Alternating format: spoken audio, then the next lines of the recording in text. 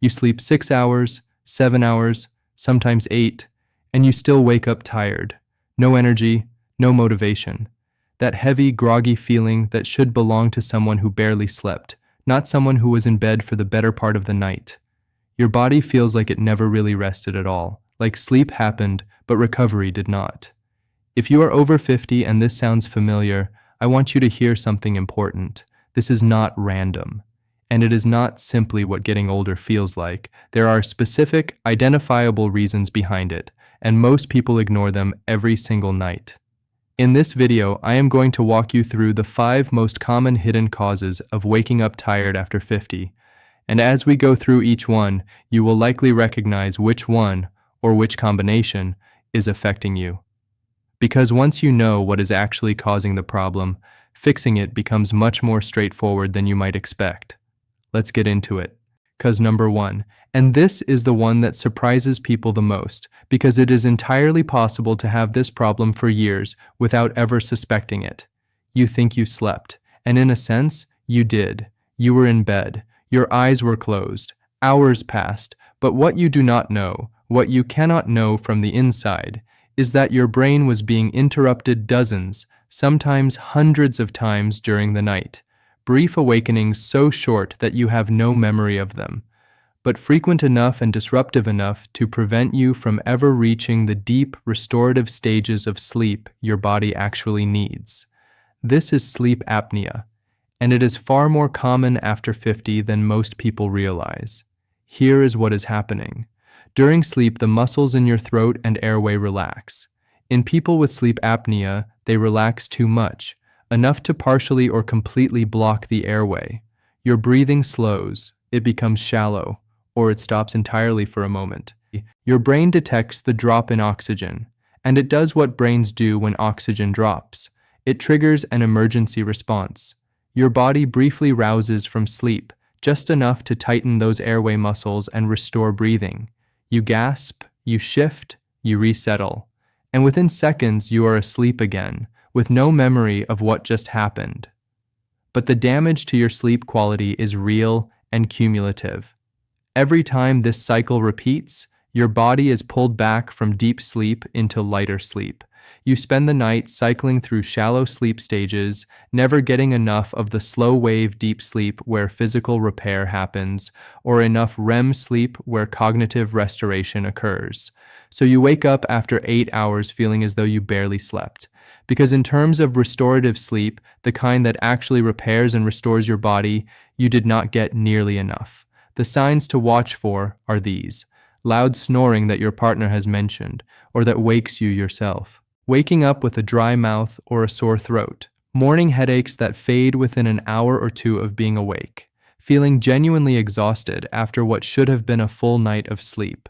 Waking up during the night feeling short of breath or with your heart beating fast. Any one of these on its own could have other explanations, but if 2 or 3 of them are regularly present, please do not dismiss them. Sleep apnea is not just a sleep problem. Untreated, it places significant strain on the cardiovascular system. It is associated with elevated blood pressure, increased risk of heart disease, and metabolic disruption, including higher blood sugar. It is a medical condition with real consequences, and it is also highly treatable once it is diagnosed. If any of this sounds like your nights, bring it up with your doctor. A sleep study, which can now often be done at home with a simple device, can give you a clear answer. And that answer could genuinely change how you feel every morning. Cause number 2. And this one is so woven into the daily routines of most people over 50 that it barely registers as something worth examining. You have dinner at 8 or 9 in the evening? Maybe later. You are busy, the day runs long, that is just when dinner happens. Or perhaps dinner is at a reasonable hour, but the snacking continues. Something small in front of the television, a little something sweet before bed, and by the time your head hits the pillow, your last meal was an hour ago. Maybe less. And here's the problem. Digestion is not a passive process. It is active, energy-consuming work. After you eat, your body redirects blood flow toward your digestive organs, your stomach, your intestines, your liver, all working to break down, absorb, and process what you ate. Your metabolism is running. Your core body temperature stays elevated. Your insulin is responding to the blood sugar from your meal. None of these processes are compatible with deep, restorative sleep. For your body to shift into the deep sleep stages where the most important repair and recovery happens, it needs to be in a state of low metabolic demand. Core body temperature needs to drop slightly. Heart rate needs to fall. The digestive system needs to be winding down, not in full operation. When you eat close to bedtime, you delay all of that. Your body is caught between two competing demands, the active work of digestion and the restorative shutdown of deep sleep. And when those two things compete, sleep loses. You may fall asleep without difficulty. That is the deceptive part. The problem is not falling asleep, it is the quality of sleep that follows. You spend more time in light, fragmented sleep.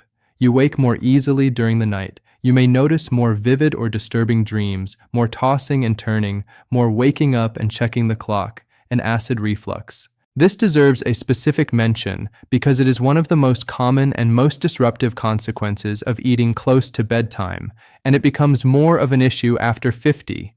When you lie down with food still in your stomach, the valve between your stomach and your esophagus has to work against gravity to keep stomach acid where it belongs.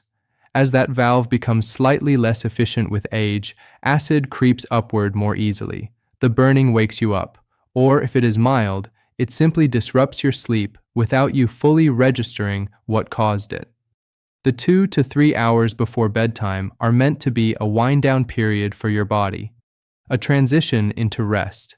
Eating during that window extends the workday for your digestive system and shortens the restorative window for everything else.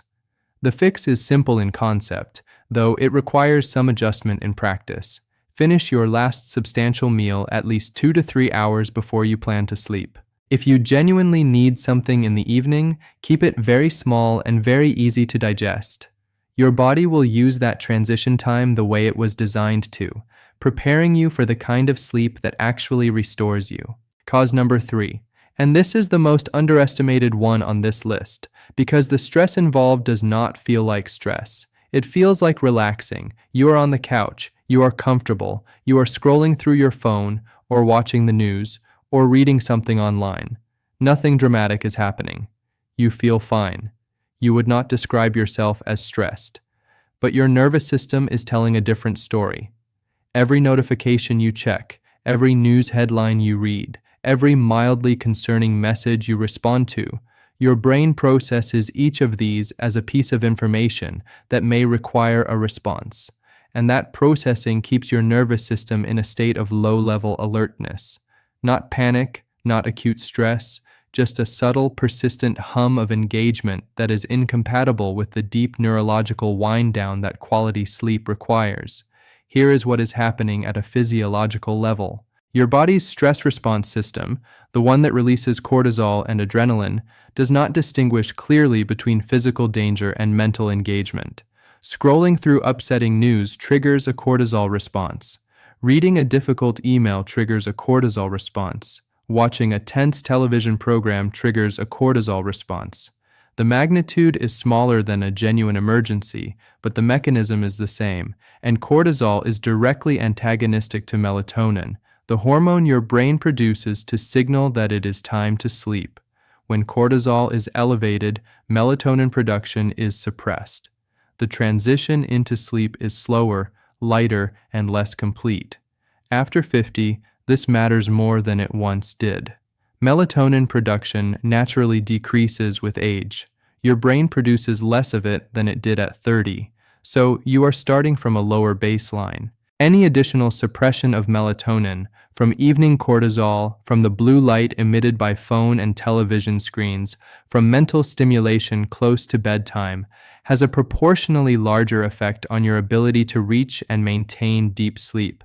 There is also something worth understanding about the content specifically. Negative news, conflict, worrying information, these are not neutrally processed by the brain. They are flagged as things to monitor, things to remember, things that might require a response. Your brain stays partly alert, even after you close the app or turn off the television. This is sometimes called cognitive arousal. Your mind continues processing what it just took in, running through scenarios and concerns, even as you are trying to fall asleep. The habit change here is not dramatic. It is simply creating a buffer. 30 minutes, ideally an hour, of screen-free, news-free, low-stimulation time before bed. Not because what you are watching or reading is unimportant, but because your brain needs a transition period, a genuine wind down, a gradual lowering of alertness that allows melatonin to rise, cortisol to fall, and sleep to arrive as the deep, restorative experience it is meant to be. Cause number 4, and this is the one that almost nobody connects to sleep quality, because it seems so simple and so unrelated that it barely registers as a possible explanation. You are not drinking enough water during the day, or perhaps you are drinking a reasonable amount, but not enough to compensate for what your body is losing. And by the time evening arrives, by the time you get into bed, you are mildly dehydrated, not severely dehydrated, not dangerously dehydrated, just slightly below the level your body needs to function optimally. And that mild deficit, it turns out, has a measurable effect on how well you sleep and how restored you feel in the morning. Here is why this matters specifically after 50. As we age, the sensation of thirst becomes less reliable. At 30, your body sends a clear, unmistakable signal when it needs water. After 50, that signal weakens. You can be meaningfully dehydrated without feeling particularly thirsty. Many older adults are chronically mildly dehydrated without ever realizing it, not because they are neglecting their health, but because their body's warning system has become less sensitive. And mild dehydration affects the body in several ways that directly disrupt sleep quality. First, your blood becomes slightly more viscous, thicker, when you are dehydrated. Your heart has to work harder to pump it. Circulation to your muscles and organs is less efficient. Your body's ability to regulate temperature during sleep, which requires moving warm blood toward the skin to release heat, is compromised. Second, dehydration affects the balance of electrolytes in your body, including magnesium and potassium, which play a direct role in muscle function. When these levels drop, muscle cramps become more likely. And nighttime leg cramps are one of the most common causes of sleep disruption in adults over 50, waking you abruptly from sleep and sometimes making it difficult to fall back into deep sleep afterward. Third, even mild dehydration increases the production of certain stress hormones. Your body interprets a fluid deficit as a mild physiological stressor, and it responds accordingly, with a subtle elevation of cortisol and a reduction in the depth and quality of sleep. The solution is genuinely simple, but it requires getting ahead of the problem during the day rather than trying to address it at night. Drinking a large glass of water right before bed is not the answer. It leads to nighttime bathroom trips that disrupt sleep in a different way. The goal is consistent hydration throughout the day so that by evening your body is already well supplied. 8 glasses of water spread across the day is a reasonable general target, more if you are active or the weather is warm. The key is consistency. Making water a regular part of your day, not something you remember only when you feel thirsty. Because after 50, by the time you feel thirsty, you are already behind.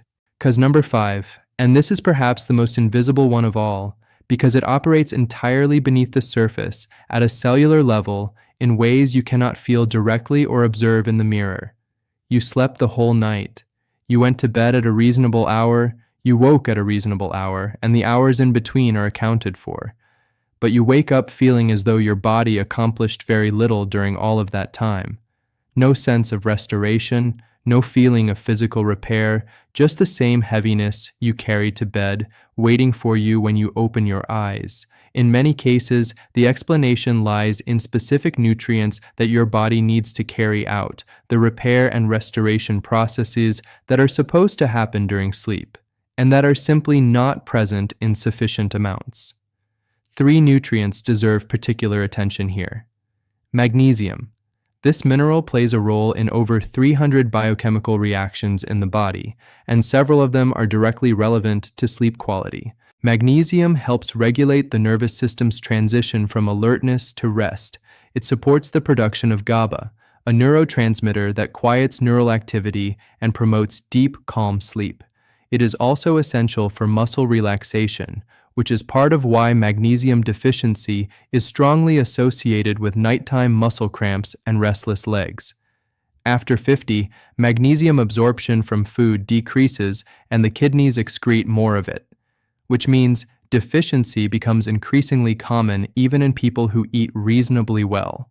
Estimates suggest that a significant portion of adults over 50 are not getting adequate magnesium from their diet alone. Vitamin D.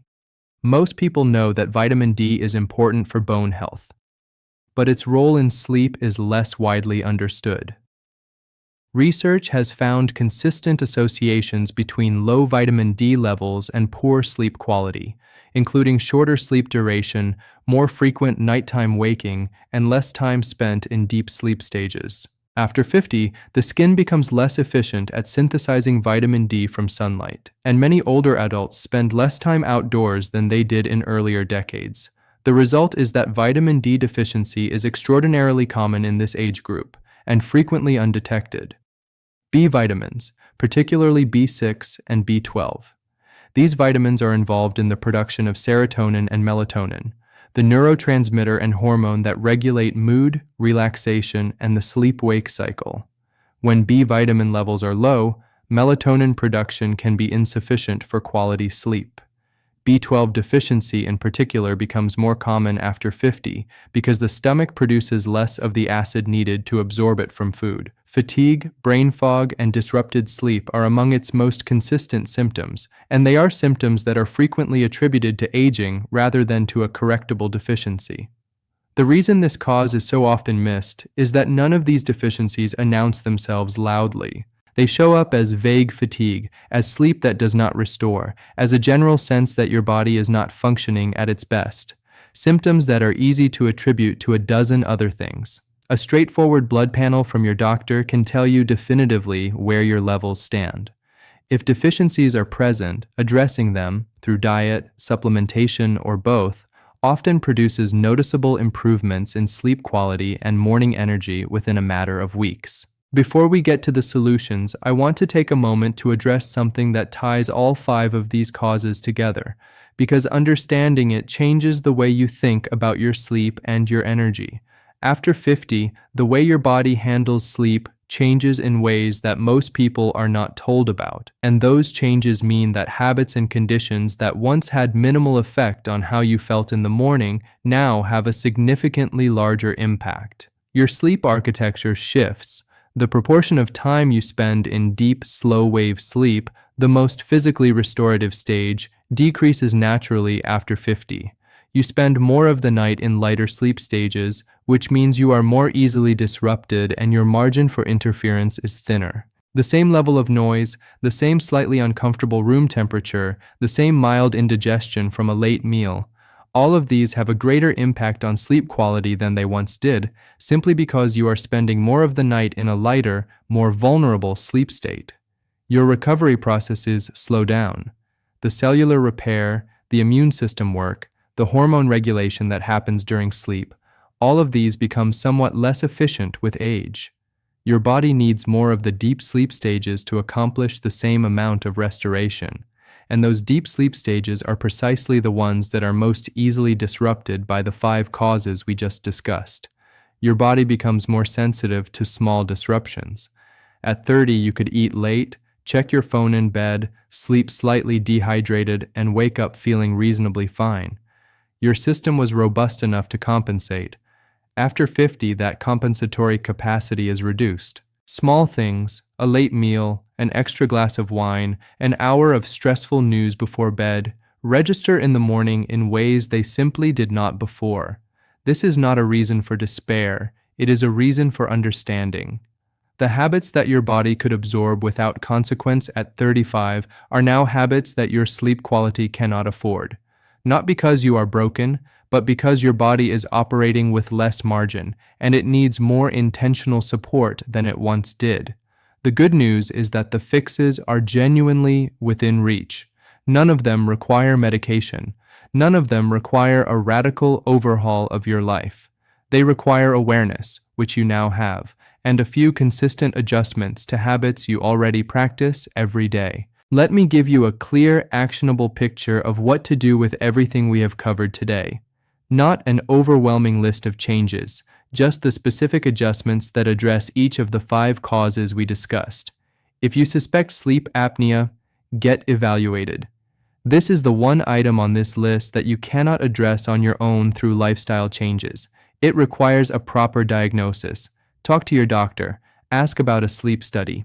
If sleep apnea is present and treated with a CPAP device, a dental appliance, or other interventions depending on severity, the improvement in morning energy can be dramatic. Do not put this off. It is a medical condition with real consequences, and it is also one of the most treatable causes of chronic fatigue on this list. For late eating, give yourself a 2 to 3 hour window between your last meal and bedtime. This single change often produces a noticeable improvement in sleep quality within just a few days. If you genuinely need something in the evening, keep it small, light, and low in sugar. Herbal tea counts. A handful of nuts counts. A full meal does not. For evening stress, create a genuine wind-down period before bed. Start with 30 minutes of no screens, no news, no email. If you can extend that to an hour, do it. Your brain needs transition time. Read something calm. Listen to quiet music. Have a conversation.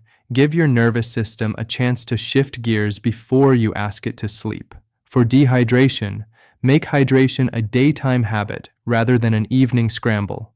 Drink consistently throughout the day. Keep water accessible and visible. If you tend to forget, set a gentle reminder in the afternoon. And avoid the temptation to compensate right before bed. That leads to nighttime trips to the bathroom that disrupt sleep in a different way.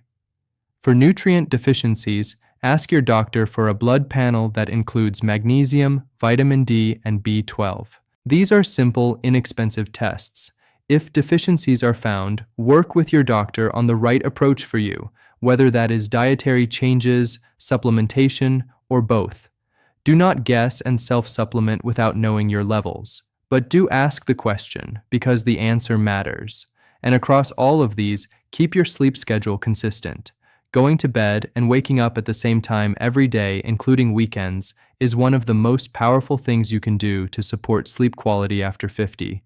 Your body runs on a biological clock, and that clock functions best when it is not constantly being reset. Let me leave you with the most important thing I want you to take from today. Waking up tired is not just aging.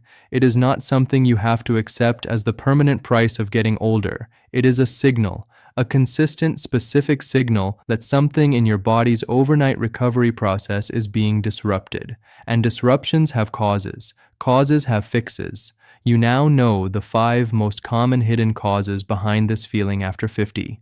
Sleep apnea that interrupts your breathing and your sleep without you knowing it. Late eating that keeps your body working when it should be resting.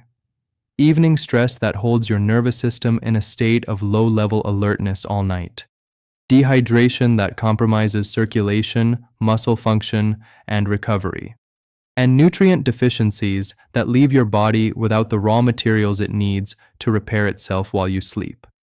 Any one of these, addressed properly, can make a real difference in how you feel every morning. Addressed together, the improvement can be remarkable, and it can happen faster than most people expect. So here is what I am asking you to do right now. Think about which of these 5 causes resonated with you. Which one made you think, yes, that is me? Start there, just one. Make one change this week and pay attention to how your mornings feel. Because your energy is not gone. It has not been taken from you permanently by age. It is being interrupted every night by something specific, and specific problems have specific solutions. If this video helped you understand your sleep differently, please hit the like button. It takes 1 second and it helps this information reach other people over 50 who are waking up every morning exhausted and do not know why. Share this with someone who needs it, a spouse who never feels rested, a friend who has been complaining about fatigue for months, a family member who keeps saying they are just tired all the time. And subscribe to this channel if you have not already. Every week I bring you honest, practical health conversations, the kind that give you real information and real tools, not just reassurance that everything is fine. Your body can feel better in the morning, starting with tonight. See you in the next one.